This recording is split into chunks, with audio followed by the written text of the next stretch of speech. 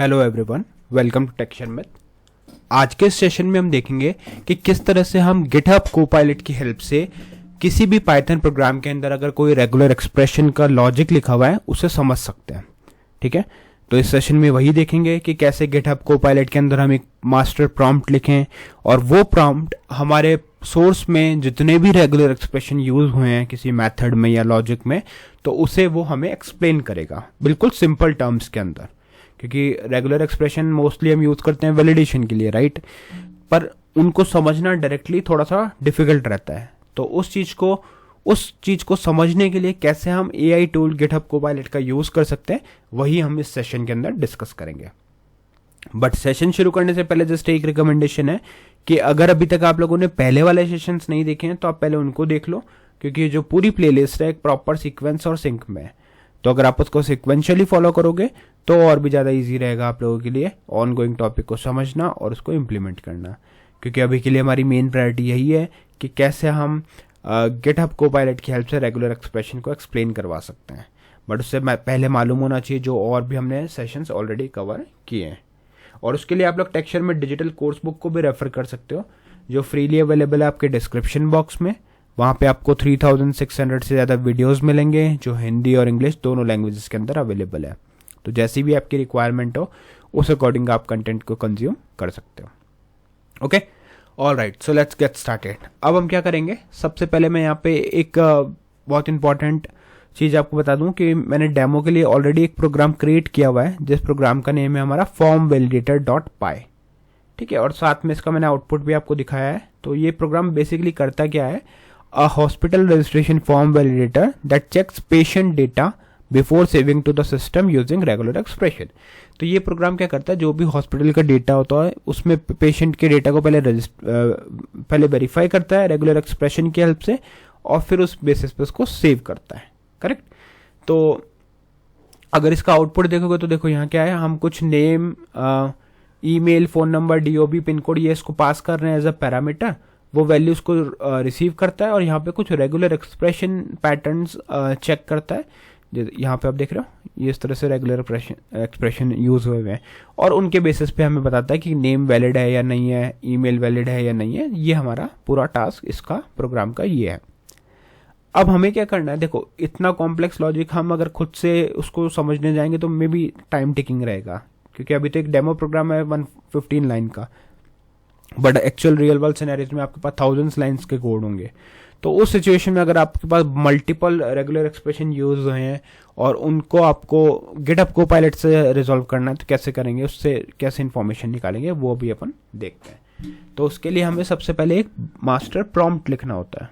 ठीक है, तो मैंने यहाँ पे प्रॉम्प्ट ऑलरेडी लिखा है और मैं उसको यहाँ पे देखो, मैं इसको यहाँ पे टिक कर देता हूँ इनेबल। तो इससे क्या होगा, अब ये कॉन्टेक्स्ट जो भी देखेगा वो मेरे सोर्स का दिखेगा। तो ये इसका एक बेनिफिट है गिटहब कोपायलट का। यहाँ पे आप ऑटोमेटिकली इसको सिलेक्ट कर सकते हो, वो उसके कॉन्टेक्स्ट को ध्यान में रख के आपको आउटपुट लाएगा। और ये मैंने यहाँ पे प्रॉम्प्ट यहाँ पे मेंशन कर दिया। अब देखते हैं प्रॉम्प्ट में हमें क्या लिखना होता है, कैसे लिखना होता है। तो सिंपली इसको थोड़ा सा स्क्रॉल अप करेंगे। सबसे पहले तो हमने यहाँ पे इसको रोल असाइन किया है। ठीक है, तो कोई भी एआई मॉडल आप यूज करते हो तो ये बेटर है कि आप उसको एक रोल असाइन करो, फिर वो उस रोल की तरह ही एक्ट करेगा और आपका आउटपुट ला के देगा। तो हमने रोल इसको असाइन किया, you are a senior Python developer and technical educator with 20 years of experience in explaining the regular expressions to beginners, junior developer and non-technical audiences। ठीक है, उसके बाद में हम इसको टास्क असाइन करेंगे। टास्क में हमने लिखा I have a Python program named form_validator.py। ठीक है, यहाँ पे मैंने थोड़ा सा प्रीफिक्स बाद में ऐड किया था, बट डोंट वरी, वो उसको रेफर कर लेगा क्योंकि हमने यहाँ पे इसको इनेबल किया हुआ है। ठीक है, अदरवाइज आप वो भी मेंशन कर सकते हो GHC04- और फिर प्रोग्राम का नेम, बट यहाँ पे हमने इसको सिलेक्ट किया तो ऑटोमेटिकली वो कंटेक्स्ट ले लेगा। ठीक है, in this program there is a function called validate user form. This function uses multiple regular expression regex patterns to validate user input field. Your task is to read each regex pattern carefully and explain what each pattern matches in simple plain English so that even a beginners can understand it completely. तो यह हमने इसको अपना task बता दिया कि आपको regular expression जो भी यहाँ पे यूज हुए हैं उनको एक बहुत ही सिंपल और बिगिनर फ्रेंडली लैंग्वेज में हमें एक्सप्लेन करना है. Do not explain the full file, हमें पूरे कोड को नहीं समझना. Focus only on the regex part या regular expression part inside the validate user form method. ठीक है, तो ये हमने हमारी रिक्वायरमेंट बता दी. अब किसी भी टास्क को अगर आप डायरेक्टली असाइन करोगे और कुछ रूल्स स्पेसिफाई नहीं करोगे तो हो सकता है वो आपको करेक्ट आउटपुट ला के ना दे. तो इसीलिए हम इसमें कुछ रूल्स भी स्पेसिफाई करेंगे. ठीक है, तो यहाँ पे हमने रूल्स में सिंपली लिखा है rules to follow.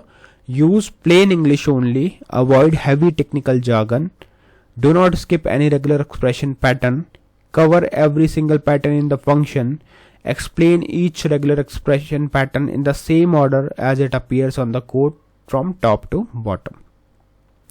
For each pattern, explain the character by character what it means. Give one matching example and one non-matching example for every pattern. ठीक है, तो हमें ये भी चाहिए कि हर मैचिंग पैटर्न और नॉन मैचिंग पैटर्न का एक एग्जाम्पल हो जिससे कि हम उसको बाद में यूज कर सकें. Do not modify or rewrite the function, only explain the pattern as they are. Keep your language simple enough for the first year programming student. 8th point, do not assume anything that is not written in the function. Okay? तो ये कुछ rules थे. अब हमने इसको output requirement बताया. पहला, purpose of this function. Write 2 to 3 lines explaining what this function is validating overall.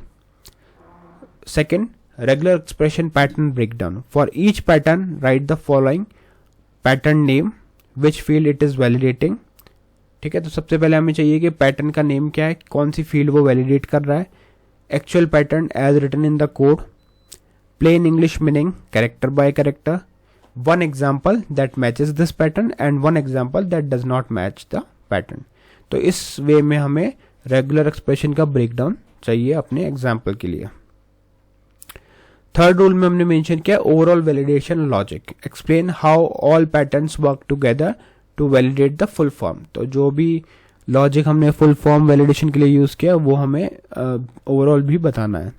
Mention what happens when all validation pass. Mention what happen when any validation fails. ठीक है, तो दोनों सिचुएशन हमें यहाँ पे बतानी है. फिर रियल वर्ल्ड एनालॉजी हमने लिखा है. Give one real world analogy for how regex validation works. The analogy should be relatable to everyday life. ठीक है, फिर लास्ट में हमारे पास 5th नंबर का पॉइंट है important logic and special handling. Mention any special decision made in the regex pattern. Explain why cap dollar are used, why plus or asterisk is used when groups are used.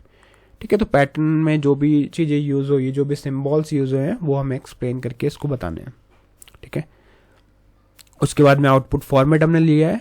Use clear section handling for each of the 5 points above. Use bullet points in each section. Keep the total explanation under 400 words. ये depend करता है, अगर आपको उससे कम में चाहिए तो आप वो भी मेंशन कर सकते हो. Do not write any code in output, only plain English explanation is needed.